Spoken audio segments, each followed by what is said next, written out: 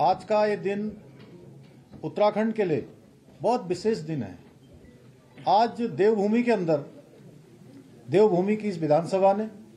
आज ये विशेष विधेयक, जिसकी लंबे समय से देश के अंदर लगातार लोगों को प्रतीक्षा थी, लगातार जिसकी मांग उठती रही थी, जो बरसों बरसों का इंतजार था, वो देवभूमि उत्तराखंड के अंदर इसकी शुरुआत हुई है और विधानसभा के अंदर आज इसको पारित किया गया है। इसके लिए मैं उत्तराखंड विधानसभा के सभी सदस्यों का, सभी अपने सहयोगियों का धन्यवाद करता हूं और विशेष रूप से उत्तराखंड की देवतुल्य जनता का धन्यवाद करना चाहता हूं कि उनके कारण से ही, उनके आशीर्वाद से ही, उनके समर्थन से ही और उन्होंने जो हमको सरकार में आने का मौका दिया, उसके कारण से ही आज हम ये कानून बना पाए। समान नागरिक संहिता का जो एक्ट है, जो विधेयक है, उसको हम पारित कर पाए। इसके साथ साथ मैं हमारे देश के यशस्वी प्रधानमंत्री आदरणीय नरेंद्र मोदी जी का भी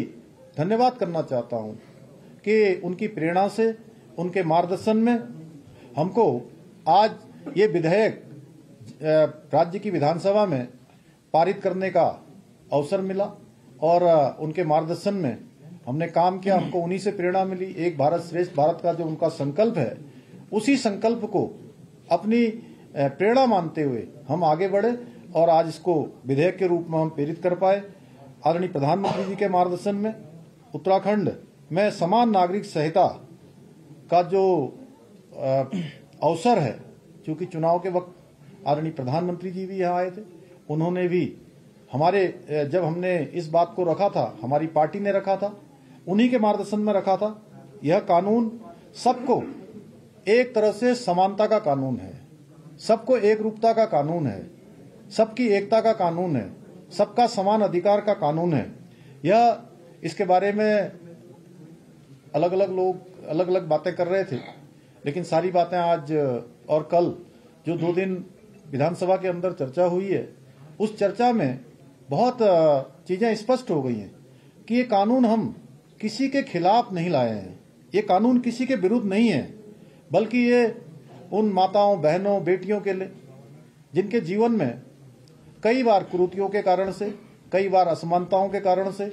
उनको अनेक कष्टों का सामना करना पड़ता था, अनेक बार उनको यातनाओं का सामना करना पड़ता था। उन कुरीतियों के कारण से उनका आत्मबल कमजोर होता था। उनके आत्मबल को मजबूत करने का काम, उनको उत्थान की ओर ले जाने का काम, उनकी सर्वांगीण उन्नति के लिए ये कानून हमने बनाया है। ये सब बच्चों के भी हित में है, मातृशक्ति के भी हित में। इस कानून में जहां विवाह, तलाक, गुजारा भत्ता, उत्तराधिकार, लिव इन रिलेशनशिप जैसे जो अनेक महत्वपूर्ण विषय हैं,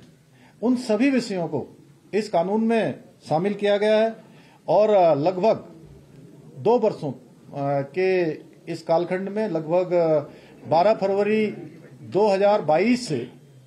हमने जब इसका संकल्प लिया था, उत्तराखंड की देवतुल्य जनता के सामने रखा था, उसके बाद हमने कमेटी का गठन किया था, ड्राफ्ट बनाने वाली कमेटी। उन कमेटी के सदस्यों का भी, मैं उनका भी दिल से उनका धन्यवाद करना चाहता हूं। उन्होंने विभिन्न वर्गों के बीच में जाकर उस कमेटी ने काम किया, विभिन्न धार्मिक संगठनों के लोगों से भी बात की, उन्होंने जनजातियों के बीच में जाकर भी बात की, अनेक अनेक संगठनों से बात की और लगभग 10,000 लोगों से कमेटी ने प्रत्यक्ष रूप से संवाद किया और 2,33,000 के लगभग लोगों के विचार इसमें लिए, सुझाव लेकर, और 43 बड़े जनसंवाद के कार्यक्रम किए, दिल्ली में भी कार्यक्रम किया और जो ड्राफ्ट बनाया, उस ड्राफ्ट का हमने आकलन किया, हमारी मंत्रिपरिषद ने उसका आकलन किया, परीक्षण किया और उसके बाद उसको विधानसभा में विधेयक के रूप में प्रस्तुत किया। आज ये विधेयक पारित हो गया है और मैं देवभूमि उत्तराखंड की देवतुल्य जनता का धन्यवाद करना चाहता हूं, विधानसभा के सभी सदस्यों का जिन्होंने इसमें सहभागी होने का, जिनको ये अवसर मिला है, जिनके हाथों ये शुभ काम हुआ है, उन सब का धन्यवाद करता हूं और आदरणीय प्रधानमंत्री जी का विशेष रूप से धन्यवाद करते हुए कि उत्तराखंड की देवतुल्य जनता की तरफ से कि देश बनाने की तरफ उत्तराखंड आगे बढ़ा है, उत्तराखंड ने शुरुआत की है और भारतवर्ष के अन्य राज्यों से भी